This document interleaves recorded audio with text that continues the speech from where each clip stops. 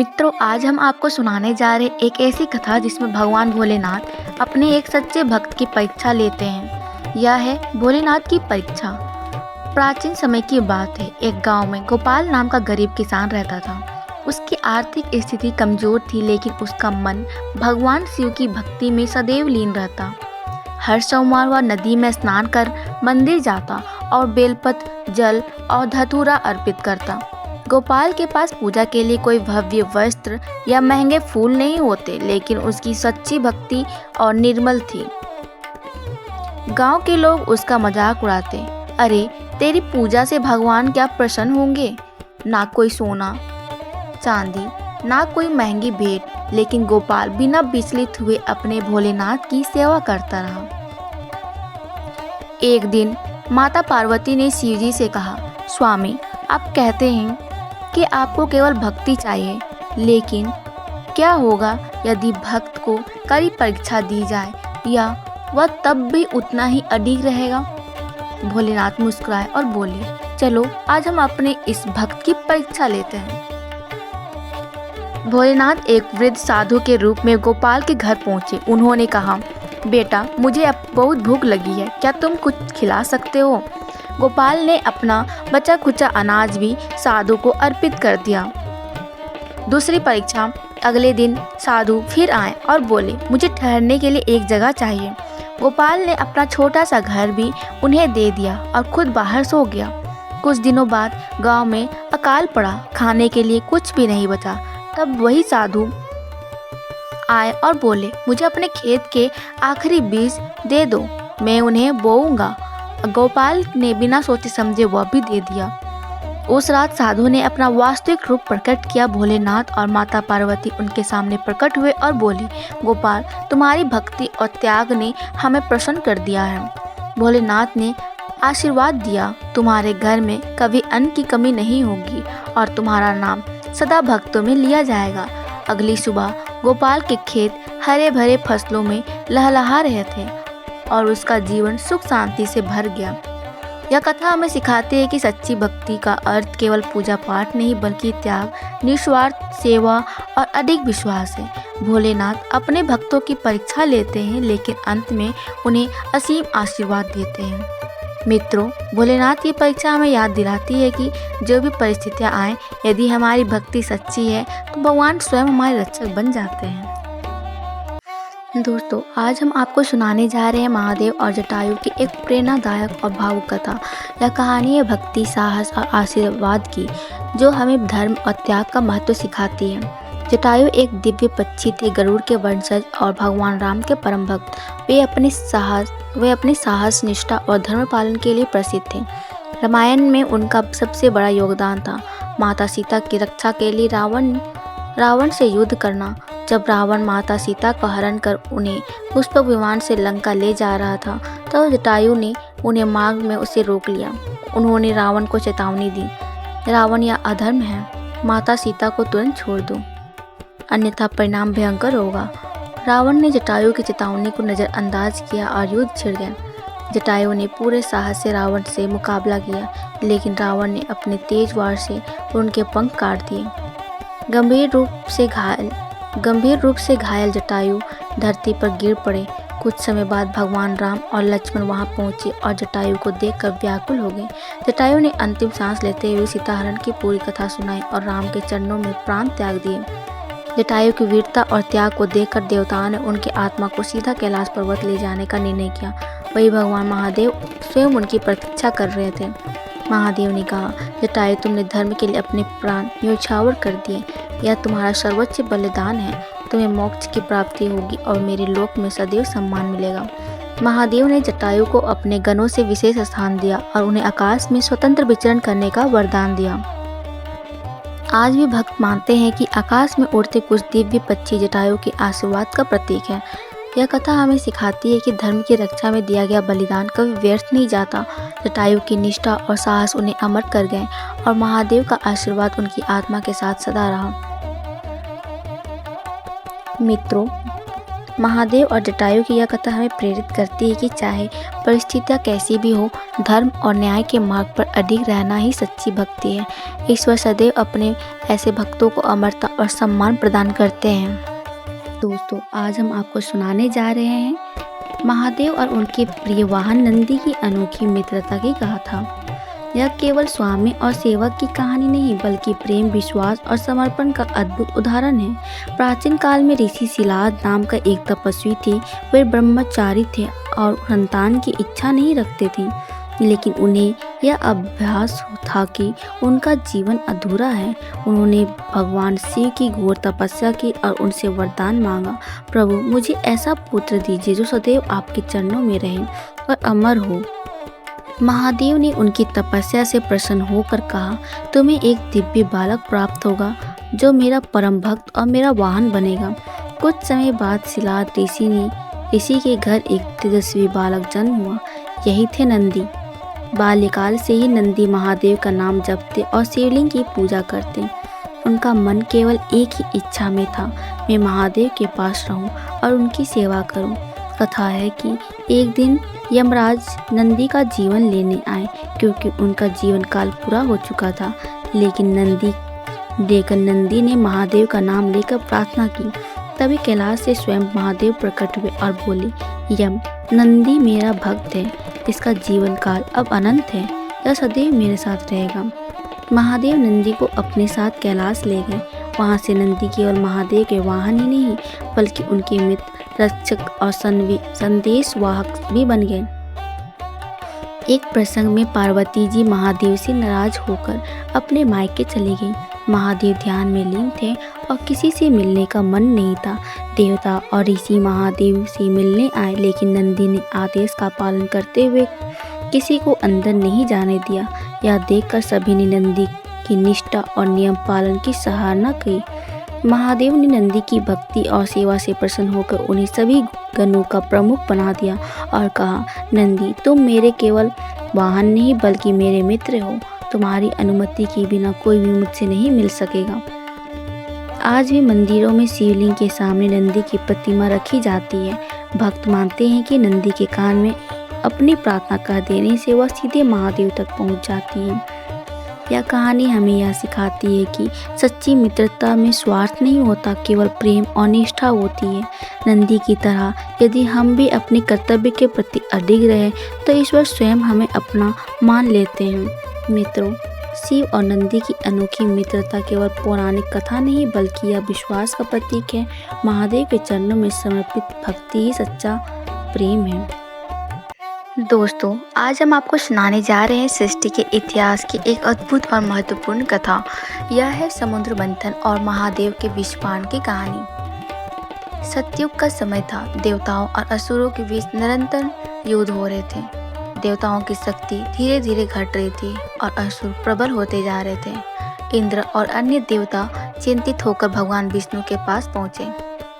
भगवान विष्णु ने कहा, यदि देवताओं को फिर से बल प्राप्त करना है तो उन्हें अमृत की आवश्यकता होगी। इसके लिए समुद्र मंथन करना होगा, लेकिन इसमें असुरों को भी शामिल करना होगा। देवताओं ने यह योजना स्वीकार की और असुरों के साथ मिलकर मंथन की तैयारी शुरू कर दी।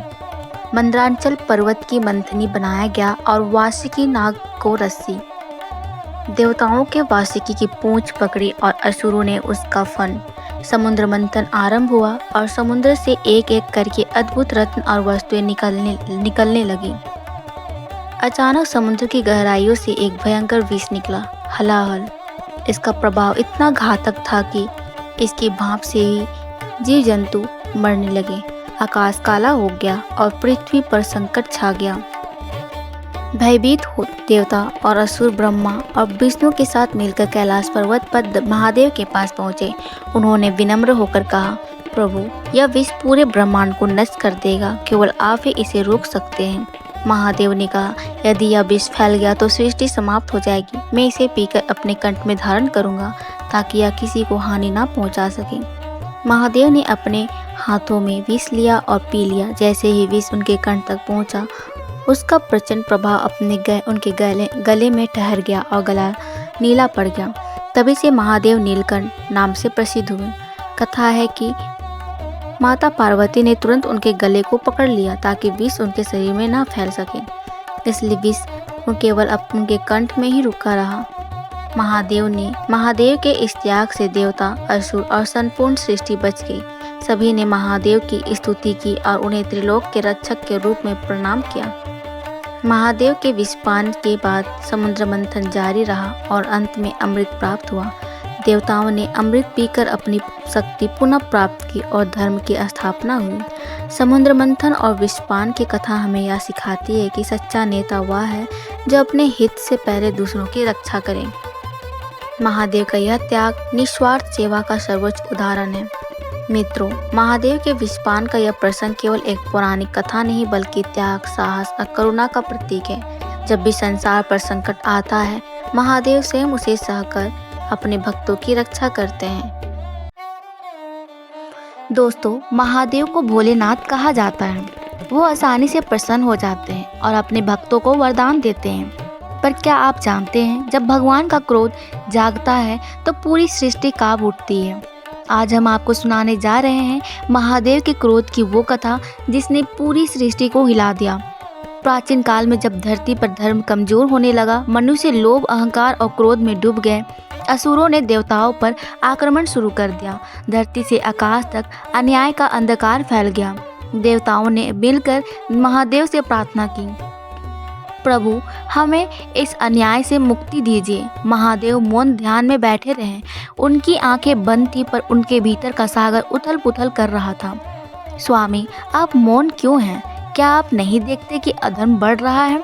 देवी, मैं देख रहा हूँ, पर मेरा क्रोध इतना भयंकर है कि अगर वो पूर्ण रूप से प्रकट हो गया तो सृष्टि का संतुलन टूट जाएगा। फिर ना असुर बचेंगे ना देवता, सब कुछ भस्म हो जाएगा। एक दिन असुरों ने इतना बड़ा पाप कर दिया कि महादेव का धैर्य टूट गया। उन्होंने कैलाश पर्वत की ओर बढ़कर मां पार्वती का अपमान किया। देवताओं ने रोते हुए महादेव से प्रार्थना की और तब महादेव की तीसरी आंख में अग्नि जल उठी। धरती कांपने लगी, आकाश गूंज उठा, हिमालय की चोटियां टूटने लगी। सृष्टि ने पहली बार देखा महादेव का भयंकर क्रोध। महादेव खड़े हुए, उनकी जटाओं से गंगा उफान मारने लगी। हाथ में त्रिशूल चमक उठा। अब उनके डमरू की ध्वनि की दिशा कांपने लगी। उनके प्रलयकारी तांडव आरंभ किया। हर कदम से धरती फटने लगी। हर डमरू की ध्वनि से असुर राख हो गए। आकाश की बिजली उनकी आंखों से निकलने वाली ज्वाला जैसी दिख रही थी। देवता भय से कांप उठे। ऋषि मुनि प्रार्थना करने लगे, पर महादेव का क्रोध थमने का नाम नहीं ले रहा था। महादेव के तांडव से न केवल असुर नष्ट हो रहे थे बल्कि धरती का संतुलन भी बिगड़ने लगा। पर्वत टूटने लगे, नदियां उफान में बहने लगी, आकाश के तारे भी कांप उठे। सृष्टि का अस्तित्व खतरे में आ गया। देवताओं ने भयभीत होकर मां पार्वती से प्रार्थना की, मां, सिर्फ आप ही भोलेनाथ को शांत कर सकती हैं। स्वामी, मैं जानती हूँ कि आपका क्रोध धर्म के लिए, रक्षा के लिए है, पर अगर कहीं यही क्रोध सृष्टि को नष्ट कर देगा तो धर्म की रक्षा किसके लिए होगी? देवी, अधर्म ने मेरी सीमा तोड़ दी है। अब मेरा क्रोध ही नया है। स्वामी, आप संहारक हैं, पर आप करुणा भी। मैं आपसे विनती करती हूँ, अपने क्रोध को संयम में बदल दीजिए। पार्वती की करुणा ने महादेव के हृदय को छुआ। उनकी आंखों से आंसू की एक बूंद गिरी। वो बूंद गिरी और एक दिव्य नदी में बदल गई। वो थी गंगा। महादेव का तांडव धीमा पड़ गया। उनका क्रोध शांत होने लगा। देवताओं ने राहत की सांस ली। धरती ने फिर से जीवन की गूंज सुनी। देवताओं, याद रखो, मेरा क्रोध केवल अधर्म के लिए नहीं, पर जब करुणा और न्याय साथ हो तभी सृष्टि का संतुलन बना रहता है। यही कारण है कि शक्ति और शिव साथ है। मैं न्याय हूँ और पार्वती करुणा। हम दोनों का संगम ही सृष्टि का सत्य है। दोस्तों, यही थी कथा महादेव के क्रोध की हिला दी सृष्टि। ये कथा हमें सिखाती है कि क्रोध अगर धर्म के लिए हो तो वो भी शक्ति बन जाता है, परंतु करुणा के बिना वो शक्ति अधूरी है। इसलिए महादेव हमें संतुलन का संदेश देते हैं। जहाँ न्याय है वहाँ करुणा भी होनी चाहिए। आओ हम सब मिलकर पुकारें। दोस्तों, माँ पार्वती को हम शक्ति, करुणा और प्रेम का प्रतीक मानते हैं। वो माँ है जो हर भक्त का दुख अपने हृदय में समेट लेती है। पर क्या आपने कभी सोचा है, उस माँ के अपने जीवन में भी ऐसा अनकहा दर्द था जिसे उन्होंने कभी किसी से नहीं कहा? आज हम आपको सुनाने जा रहे हैं माता पार्वती का अनकहा दर्द। हिमालय की पुत्री पार्वती बचपन से ही महादेव को अपना स्वामी मान चुकी थी। उन्होंने कठिन तप किया, वर्षों तक तपस्या की धूप, बारिश, बर्फ कुछ भी उन्हें रोक नहीं सका। देवता भी उनकी भक्ति देखकर दंग रह गए। अंततः महादेव ने उनकी तपस्या स्वीकार की और विवाह किया। धरती और आकाश प्रेम के गीत गाने लगे। पर माँ पार्वती के हृदय में एक गहरी व्यथा छुपी थी, एक ऐसा दर्द जो उन्होंने किसी से नहीं कहा। महादेव योगी हैं, उनका जीवन वैराग्य में बीतता है। वो शमशान में रहते हैं, भस्म में लिपटे रहते हैं और ध्यान में लीन हो जाते हैं। पार्वती कई बार चाहती थी कि शिव उनके साथ समय बिताएं, उनसे बात करें, उनके प्रेम को महसूस करें, पर शिव का मौन अक्सर उनके मन को घायल कर जाता है। स्वामी, मैं आपकी अर्धांगिनी हूँ, पर कई बार लगता है जैसे मैं आपके मौन में खो जाती हूँ। महादेव मुस्कुराते और कहते हैं, देवी, मेरा मौन ही मेरा प्रेम है। पार्वती समझ जाती, पर उनका मन कहीं गहराइयों में उदास हो जाता। समय बीतता गया। पार्वती माँ बनी। गणेश और कार्तिकेय के उनके जीवन में आनंद भर दिया, पर एक माँ का हृदय हमेशा अपने बच्चों के भविष्य की चिंता में डूबा रहता है। कार्तिकेय और देवताओं ने युद्धों में झोंक दिया। हर बार माँ पार्वती का हृदय रो उठा। उन्होंने कहा, स्वामी, मेरे बच्चों को क्यों बार बार परीक्षा से गुजरना पड़ता है? क्यों एक माँ को अपने पुत्र का सिर कटते देखना पड़ा? महादेव मौन हो गए। उनकी आंखों में आंसू थे, पर पार्वती के हृदय का घाव कभी पूरी तरह नहीं भरा।